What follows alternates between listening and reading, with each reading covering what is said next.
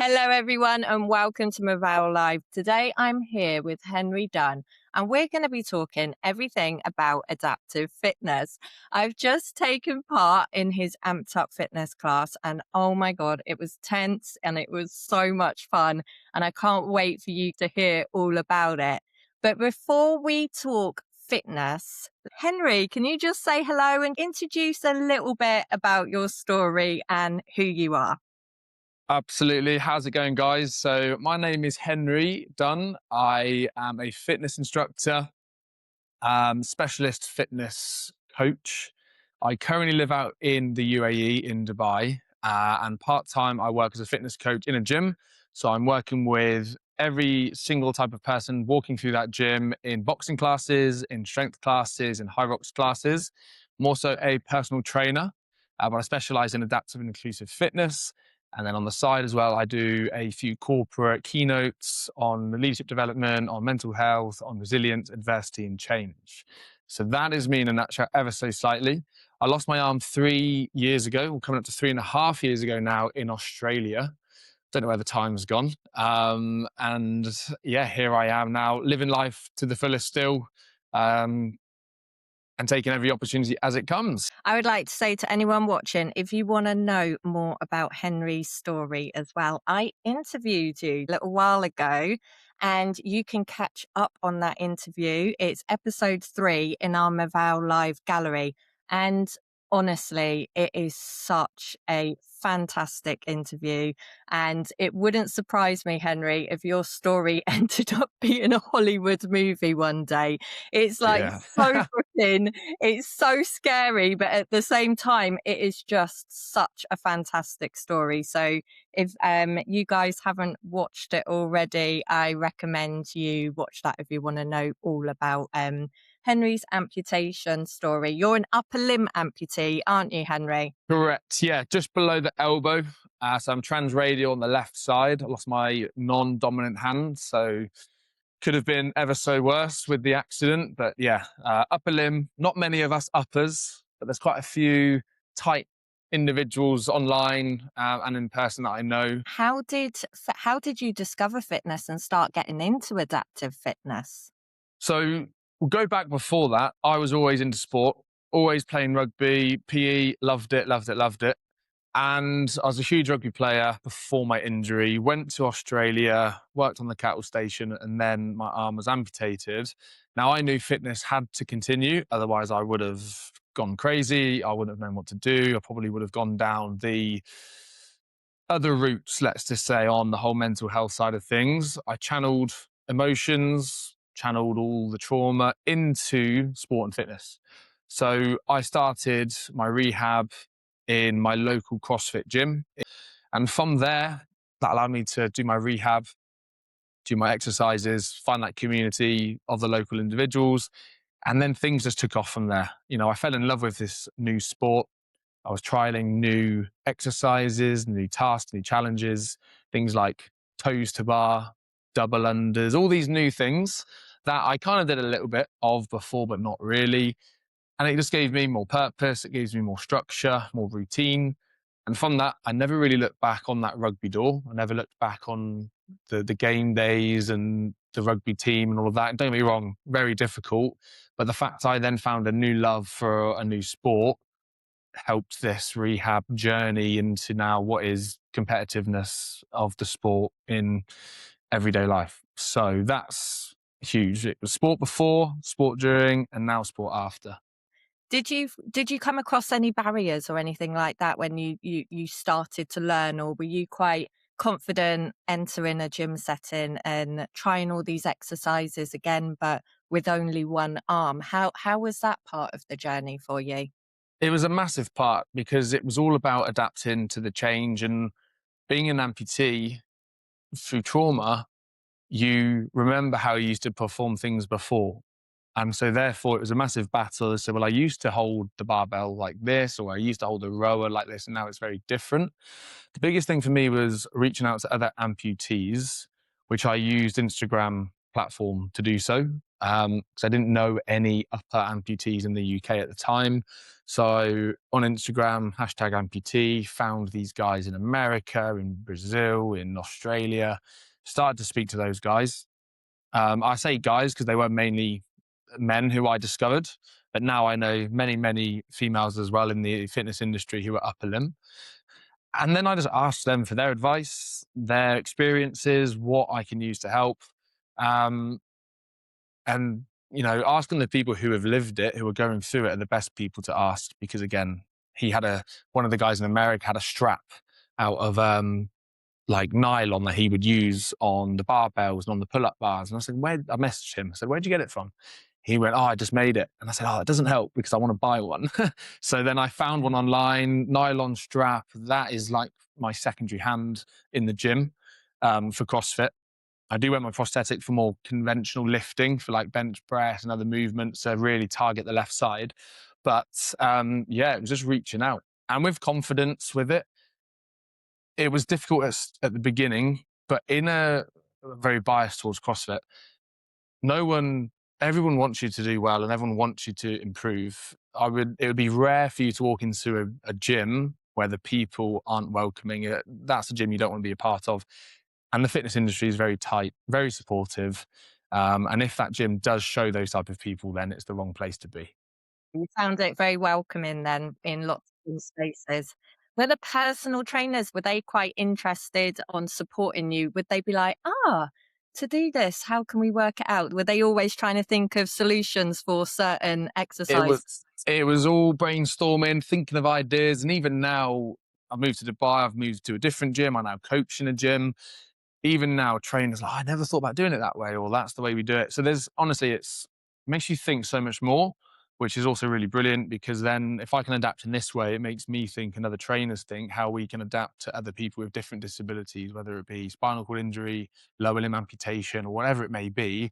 The brain is just thinking constantly how we can get the same stimulus out of changing a slight different movement with adapting. So yeah, it's really interesting. But I would say now I'm at the point where I've unlocked most of my movements. And now it's just about getting back. Well, say getting back. I've been back into it now 2 years, but just continuing that strength training, continuing that development. I know you were a rugby player, but were you a personal trainer before your accident, or was it something you decided to do professionally afterwards? So I studied sports injuries and rehabilitation at uni before my injury. Then COVID hit, worked in a warehouse for a year, lifting mattresses or whatever it was. Then we went traveling. But after the injury, it then gave me that niche and that kind of specialist area to tackle into because I also found there was a huge gap in the market of rehab straight after amputation and where to go, what to do. So then I specialized in adaptive and inclusive training. I did my neurological long-term condition course, started to work with individuals with Parkinson's. Um, but the mindset of change and adapting, this is where I could help other people. They could also help me. And that just became the pathway of where I am now. And then I moved to Dubai 2 years after, came out here as a self-employed like individual in that personal training. And now I'm at a gym leading classes of like 30 to 40 people in strength classes, high rocks classes, boxing classes. So I don't, and no one I say sees the arm. They just see me as a coach, and that's what's really cool. I adapt so quickly and naturally now that it's not I don't know how to demonstrate this one. I just, because I know and I've been into this now for quite a while, it's just habit now, which is great. Yeah. Do you have many people with disabilities in Dubai that join your in-person classes, or is it? My mantra out here is anybody at our gym in Dubai, we're called Boxercise, and anybody and anyone should be able to come into our gym. It's very accessible. We're an open space gym. Now, disabilities in Dubai is obviously it's here. They refer to we're called people of determination over here, so it's POD, which is the respectful term, like it's the UAE way, and it is actually at first I thought POD, people of determination, but it's just a word, right? There are people, children, adults living here with disabilities. Now, I will shout these guys out because I joined them before I came out to Dubai, and they're called Touch. Touch are an inclusive agency, consultancy, and we offer services across the UAE in return to work, in sport and fitness, in golf, in really anything. And so every Sunday, I volunteer, as it would be like LimbPower. I coach individuals. It's a huge group of us, normally up to probably 40, 50 people. Bring their children, friends, family, and the focus is that we can coach people of determination, children with disabilities, or even adults with disabilities in this setting where we can trial different movements and they can go through a session that is fully inclusive, fully supportive, which is amazing. The next step for me would be these individuals to build the confidence to come into the other gyms, to not let it be a problem on their side, on coaches, on accessibility. It just be the norm. Saying that, I've had a few children with disabilities come to my kids' classes, which I run on Mondays, Wednesdays, and Fridays. I've had parents call me saying, "Hey, Henry, I know you're the coach, but just to say my child is a people of determination, personal determination. Is that okay?" I said, absolutely. Like, I'm not, of course it's okay. You bring your child here. This is exactly why we're doing these classes. We want everyone and anybody to come in and feel that they can. I think we're a long way off in Dubai. We're still a few years behind, but it's definitely pushing forward. Yeah, because I was going to say here in the UK and a lot of other European countries or places around the world, a lot of people, they participate in fitness and sport when they see others like them and they find the confidence to be able to enter those settings or partake in various physical activity. And I would imagine, like you just said, Dubai is a couple of years behind. However, I think by what it sounds like, you're doing an amazing job with these classes and everything. And hopefully it will soon catch up because these people that will come in, they will get confidence. They will obviously showcase what they will do, which will also inspire other people out there.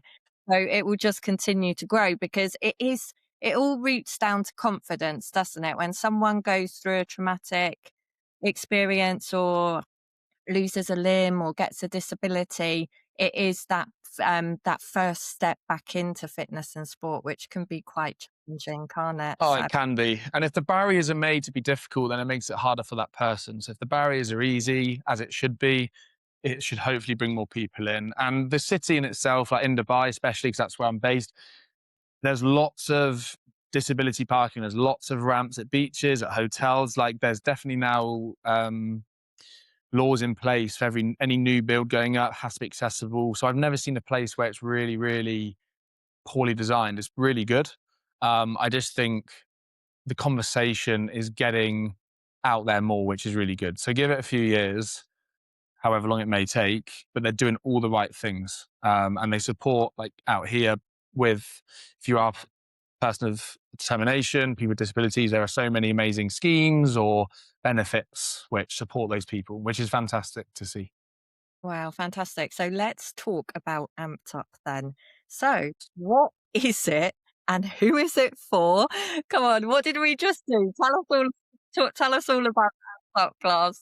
Absolutely. So Amped Up is an online weekly exercise class for anybody with a limb difference. It's led by LimbPower, and again, I'm acting on behalf of LimbPower to provide a 45-minute HIIT workout, which is designed to be adaptive. It's designed to be fun, energetic, and to be hard. Like it's meant to be hard, as you know. You've just done it for 45 minutes, and it goes very quickly because everyone has so much fun. They say. But what the focus of this class is to make it fun, but also to make it functional. So today's class, we went through 20 minutes and we did about 12 rounds of 1 minute on, 30 seconds off. We do strength work, shoulder press, lateral raises, bicep curls to start with. And then we went into our boxing combinations, which are so good for the mind, the body, using our combinations of 1 to 6, which I use in the gym here at home for clients, for hundreds of people, if not thousands of clients that walk through our door. But it's just to test the body. And again, we always have to adapt. So people with upper limb differences, lower limb differences, there might be certain exercises that are too difficult. But then I make it so we can adapt it in a way where you're getting the same stimulus, getting the same action And also you don't feel as though, well, I can't do this now because, my stomach is sore in the socket, or I'm only 6 months post amputation. This class is for new amputees, amputees who have been in the game for 25, if not 30 years. And so, yeah, we welcome people to join. And I will be on there on Wednesdays. UK time will be 11. Ignore my times, that will confuse everyone. We'll go with local, we'll go with UK time, 11 a.m. 11:15. It's not actually 11 a.m., it's 12:15. Is it? Is it 12:15? The clocks have changed. The clocks have changed. So You know 12:15, what? The 3. thing to do is to sign up to Movao, or if you're part of our Movao community, we list the Amped Up Fitness class, our events section. So you can access the Teams link and directly access the class on a weekly basis.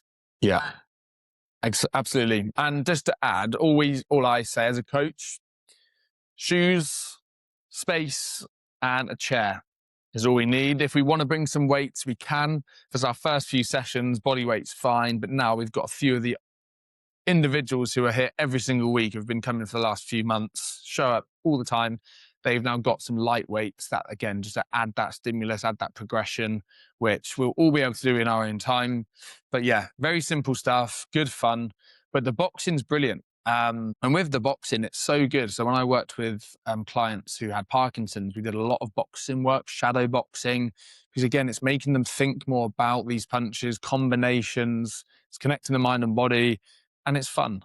And so the benefits of doing this type of training is great. It's online, really accessible, and a great bunch of people on the call. Yeah, I'd like to also point out that even though LimbPower is a UK-based charity, you live in Dubai. This Yes. is a global class. It's available for everybody, isn't it? And we had people from America, the Yeah, UK. Indiana this morning. So yeah, the wider we can spread this, the better. And like you say, with technology now, you could be anywhere in the world and join a class and it feel like you're in the same room. So yeah, if you're interested, we'd love to boost these numbers up. Yeah, absolutely. So, what are your goals for this class moving forward? Obviously, you've just said that you want to build up the numbers, but what are the benefits for people to say if somebody's watching this now and they're thinking, "Oh, I really like the sound of that," but they're too scared. What advice could you give them to come on and give it a go and let them know what they can expect from a very beginner level? Well, everybody on the call is in the same boat. We've all been through something where we all want to be supportive. We have a little chat in the first few minutes because I'm conscious of we need to get the class started. And then if people want to stay on afterwards, ask personal questions, about themselves, say, has anyone got any advice on X, Y, or Z? There are people who like to stay and support. So the biggest thing for me, if you're scared, scared of what? It's like the start of building that community, which I said in the early start of this conversation is probably the most important thing you need if you're in the very early stages of recovery, of amputation. You've got words of wisdom from people who have been in the game for many, many years as an amputee. And then you'll have people who are very early in the stages of that. And so they can ask for advice, they can ask for coaching from not just me, but from other people to help. So I think if you're waiting or stalling, as you're, waiting for what? You've just got to get on and meet these amazing people because they are all so supportive, and they will help you in any way possible. I can definitely vouch for all that. I joined the class today. I wasn't too sure, to be honest, what to expect. I knew it was a boxercise class, and I have myself participated in a few boxing exercises, but I just couldn't believe how much fun it was, how well you were adapting it for everyone, because obviously you can do it from seated, can't you? You can do it from standing, you can do it with weights, you can do it non weights. One of the ladies on the call, she wasn't able to get down on the floor, so you could offer her exercises for her. So really, it does suit any age, ability, and pretty most disabilities, really. And it's about just adapting and again saying, "Hey, Henry, quick adaptation. I need this." And for me, it's great because it makes me think on the spot. And the movements we do are all adaptive. So I'm not doing anything too complex where you can't adapt it. I would say most movements you can, but any movement can be adapted so people can continue to get that stimulus, get that fix for what the gym program is saying. So that's why it's great. Excellent. Wow.